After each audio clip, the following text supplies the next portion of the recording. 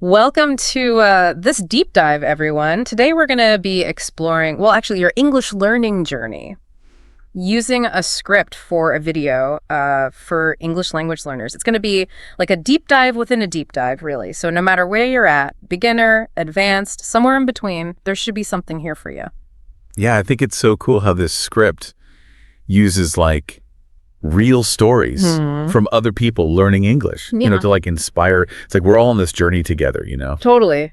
And speaking of journeys, the script starts off by asking this big question, right? What made you want to learn English in the first place? The why behind your adventure, basically.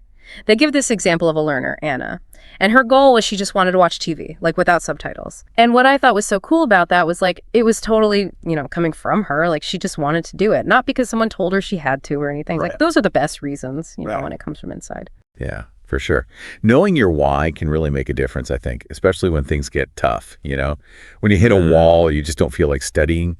It's like having a compass to keep you, heading in the right direction. I love that, the compass.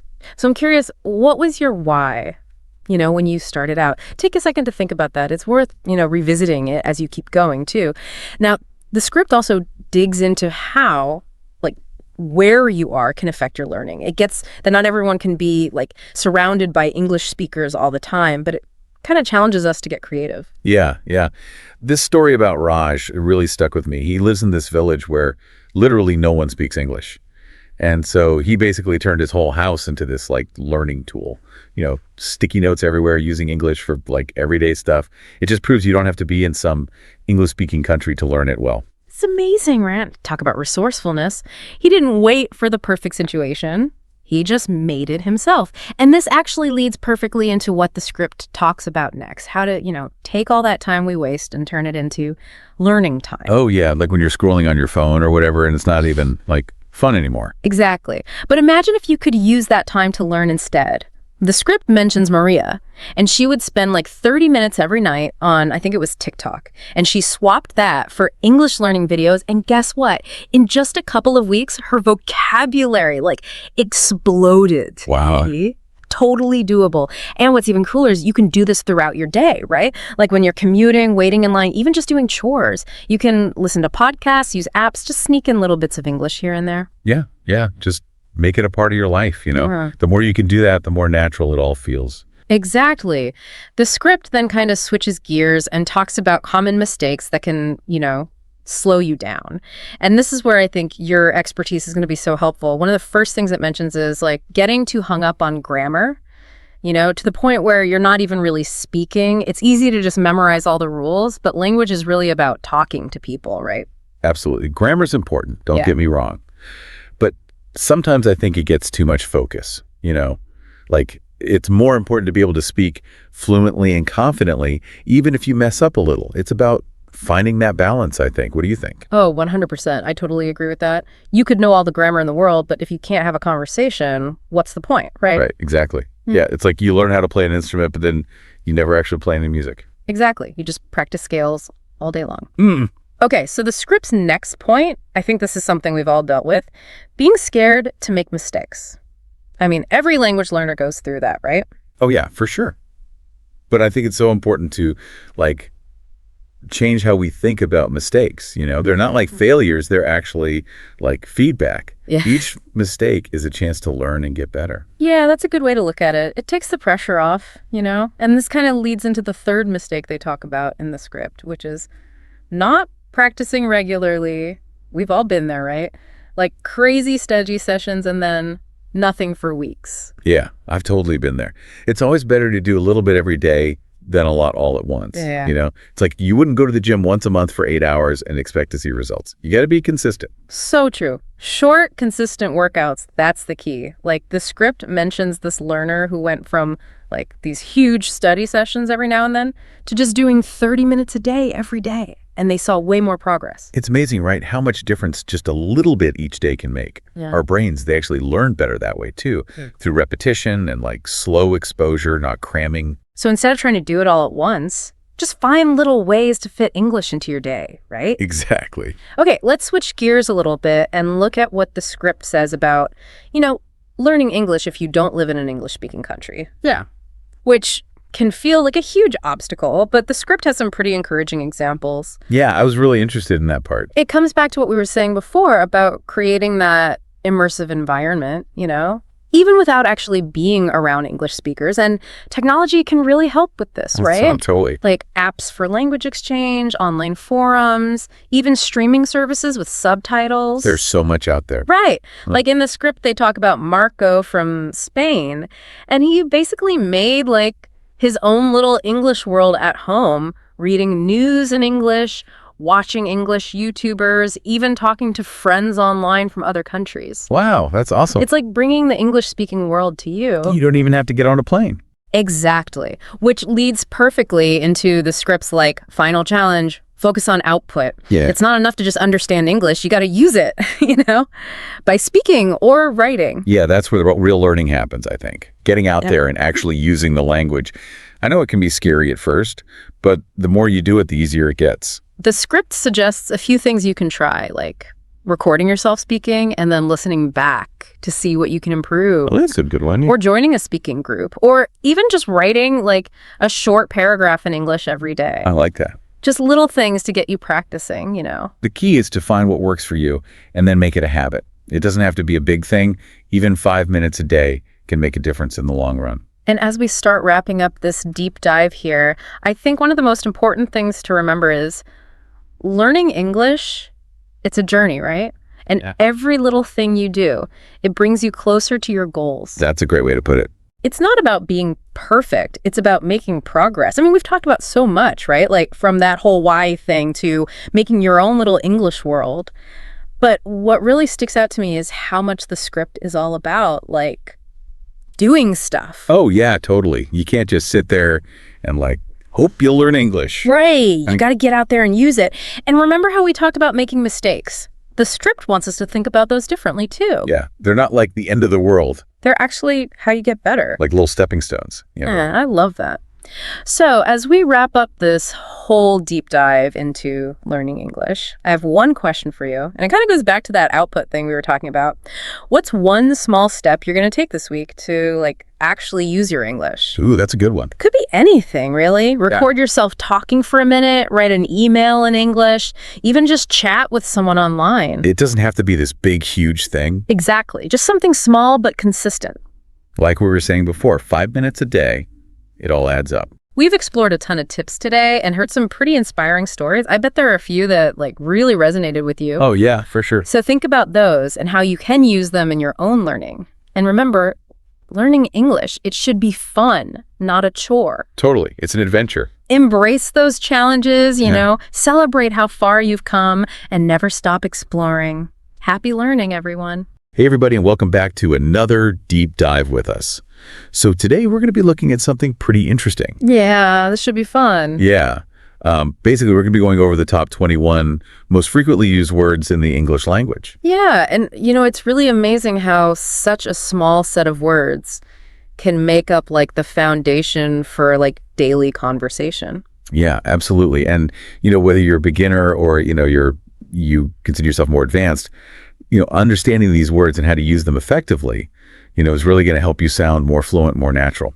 So joining me today to, help us unpack all of this and really give us some good insights is... Hi, everyone. So I'm really excited to jump into this with you. So I guess to start off, our source has broken down these 21 words into different categories. Right. So we've got verbs and we've got conversational words and then we've got nouns and adjectives. So I figure, why don't we just go in order? Mm-hmm. Verbs, those are like the action words, right? The workhorses of the sentence. So let's start there. Yeah, definitely. All right. So the first one on the list is go. And, I think most people, when they think about go, they're thinking, it's about physical movement. Right. Like I go to the store. Right. Exactly. But, it can also indicate a change of state. The lights went out or even a progression of time, as the years go by. That's so true. I never really thought about all the different ways that we use that one little word go. All right. What about get? That one seems even more multifaceted. Yeah, get is a very interesting one, because it often implies a process or a change of state that's sort of outside of your direct control. Oh, okay. So you think about phrases like get sick or get lost. It's like something is happening to you. It's not like you're directly making it happen. Right. It's like something's being done to you. Exactly. And then on the other hand, you have phrases like get rich or get ahead. Right. And those have a very different connotation. Yeah. Right. It's much more like intentional, almost aspirational. Yeah, it's like get reflects our relationship with change itself, whether it's something we're actively pursuing or something that's kind of being imposed upon us. That's so interesting. I like that a lot. Okay, so moving right along. Next up we have do. And this one always feels to me like the ultimate multitasker. Definitely. He can do so many things. Absolutely. It's amazing how often do just pops up in our sentences. From describing our jobs, like, what do you do? Right. To expressing obligations, I have to do my homework. It really is like the Swiss Army knife of verbs. Yeah, and it plays such a key role in questions too.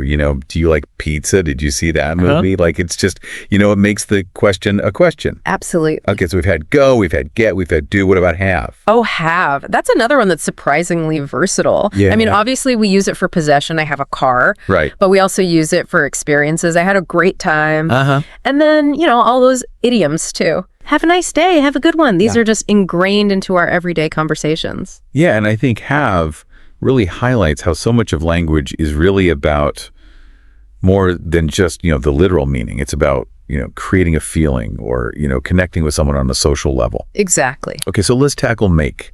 I feel like this is one I use constantly. Make dinner, make a decision, make a mistake. It's all about like creating something or causing something to happen. Yes. But then there's also this element of obligation sometimes, right? Yeah. Like I made him apologize. Exactly. Make implies that you're kind of bringing something into being. You're causing something to happen. And you're right about the obligation aspect too. It can be used to express, influence or even a sense of like responsibility for something. Well, like you're the driving force behind whatever is happening. Exactly. Okay. And last but not least on our list of verbs, we have take. Take. Now, this is an interesting one because take often involves a sense of action combined with possession or control. So, think about phrases like take a break, take a seat, take charge. Right. It's like you're asserting yourself in some way, whether you're taking something for yourself or taking control of a situation. Exactly. So, okay, we've got go get, do, have, make, and take. That is a lot of verbal power packed into 6 little words. It really is. It's amazing how much we can express with just the small set of verbs. Okay, so we've covered the verbs. Now let's move on to those little words that I like to think of as kind of like the glue that holds our conversations together. Those little conversational connectors? Right. So things like hi and bye and thanks and sorry. I mean, how deep can we really go with these? You might be surprised. Even these seemingly simple expressions play a really vital role in how we interact with each other. Okay. For example, hi and hello, they're not just greetings. They signal that you're open to communication and connection. Oh, so it's like setting the tone right from the start, like you're extending an invitation to engage in a conversation. Exactly. Okay, and then on the flip side, we have bye. Right, which signals, closure. It marks the end of the conversation. And, it allows us to transition smoothly out of the interaction. Okay, that makes sense. So we've covered greeting and departing. But what about those little words that add a touch of, politeness and gratitude to our interactions? You mean thanks and sorry? Exactly. Ah, yes. Those are powerful tools. They help us maintain social harmony. And they help us, navigate those little bumps in the road of human interaction. Yeah. Thanks acknowledges a favor, right, or a kind gesture, and it, reinforces those positive interactions that we have. And sorry is all about taking responsibility for something, smoothing over those mistakes and showing empathy. Exactly. They're subtle, but they're really essential for building good relationships. Yeah, I think it's interesting how we often, modify these words for emphasis. Like saying thanks a lot. It carries a lot more weight than a simple thanks. Oh, definitely. Or I'm so sorry versus just sorry. It adds that extra layer of sincerity. Exactly. These little nuances can make a big difference. Absolutely. Okay. So we've explored 6 key verbs and 4 of these essential conversational words. We have. Are you starting to see the power of these seemingly simple words? Oh, absolutely. It's like we're peeling back the layers and discovering all this like hidden depth to language. I agree. All right, so I think we're ready to tackle our next category, which is nouns. So where do we even begin with this? Well, our source has chosen a handful of nouns that represent like fundamental concepts, the building blocks of how we understand the world. Okay. So let's start with time. Okay, time. Such a basic concept, yet it governs so much of our lives. Right. We're constantly thinking of time. What time is it? Do we have enough time? It's like this invisible force shaping our days. Right. And the source actually delves into some pretty deep questions about time. Oh, really? Like, how do different cultures perceive time? What's the relationship between time and memory? It's fascinating stuff. Okay, now I'm intrigued.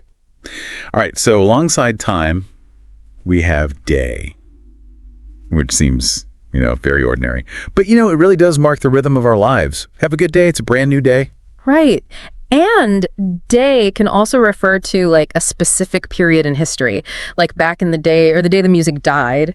It connects us to this flow of time, both personal and historical. Wow, I like that. Okay, what's next? Next up is thing, which I have to admit always makes me chuckle a little bit. Why is that?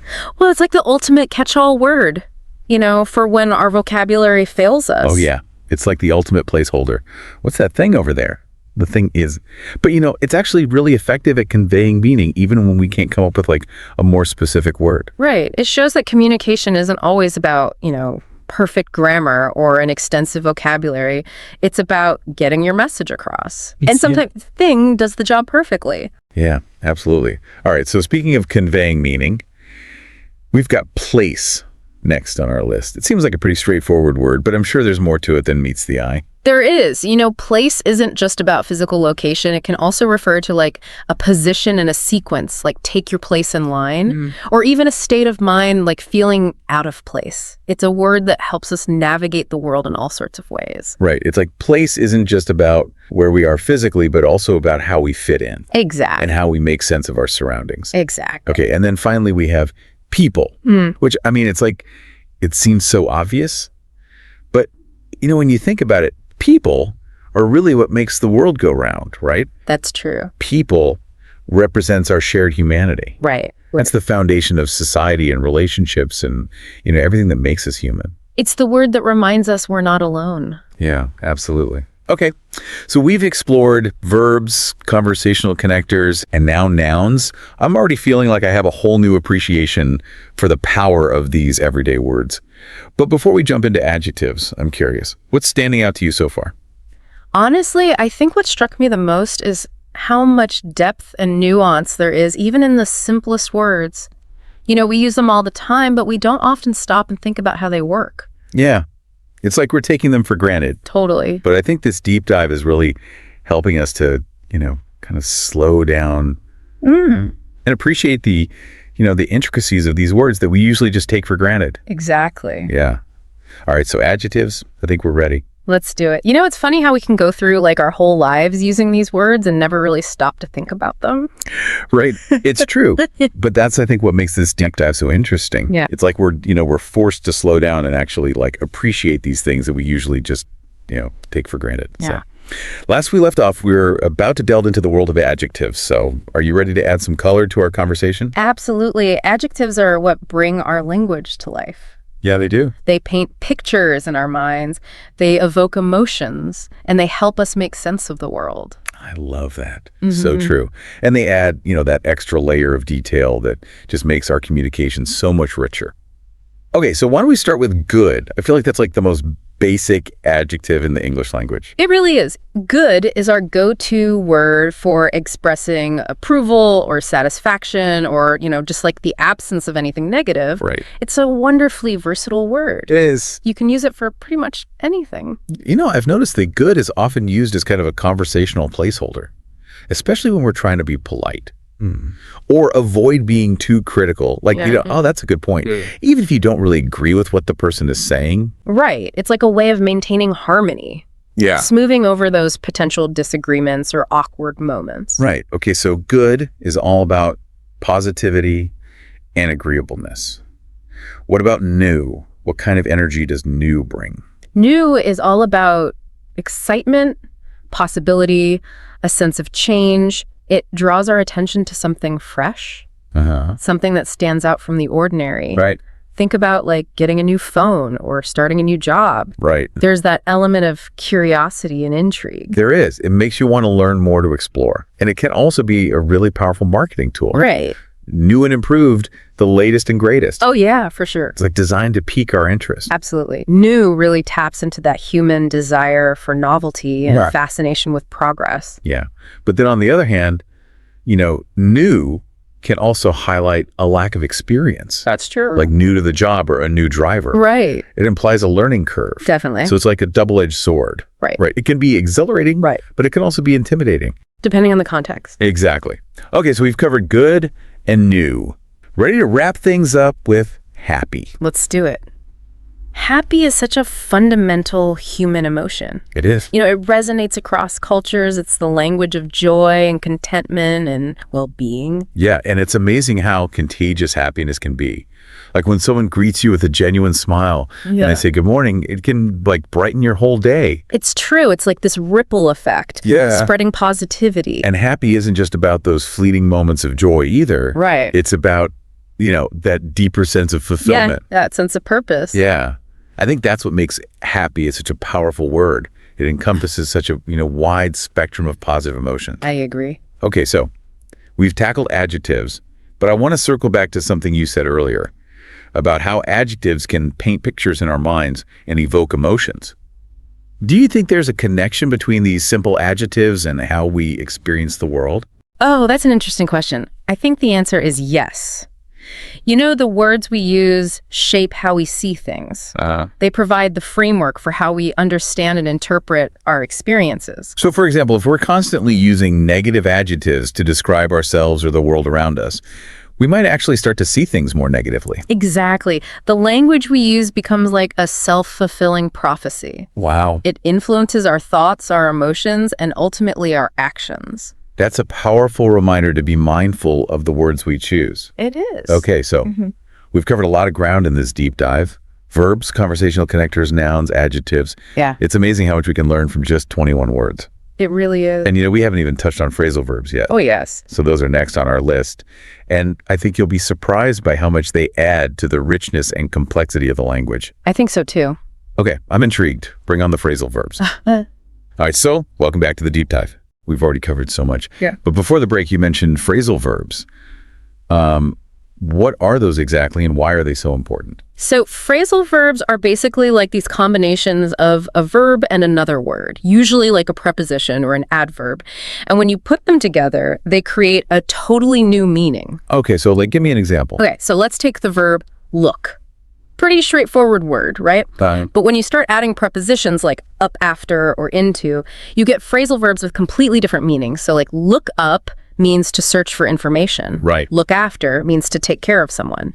And look into means to investigate something.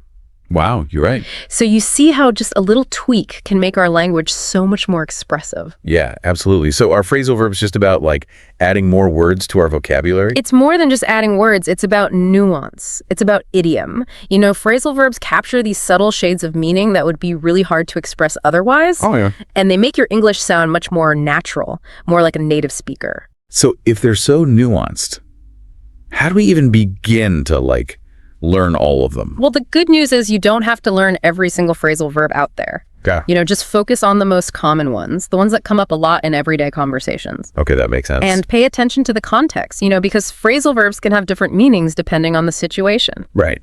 So try to learn them in real life examples, not just from lists. So instead of just memorizing look up, I should try to remember it in a sentence. I need to look at the meaning of this word. Exactly. Because then you're associating the phrasal verb with a specific meaning and a specific usage. That's really helpful. And most importantly, don't be afraid to experiment.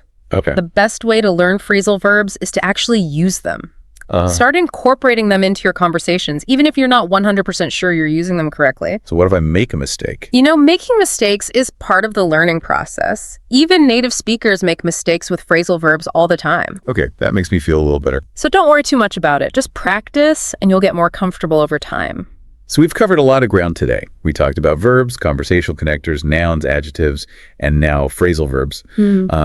It's pretty amazing how much we can learn from just 21 words. It really is. I think it just goes to show the power of language. Yeah. and how these simple building blocks can be used to express so many different things. So what's like the main takeaway you hope listeners will, walk away with from this deep dive?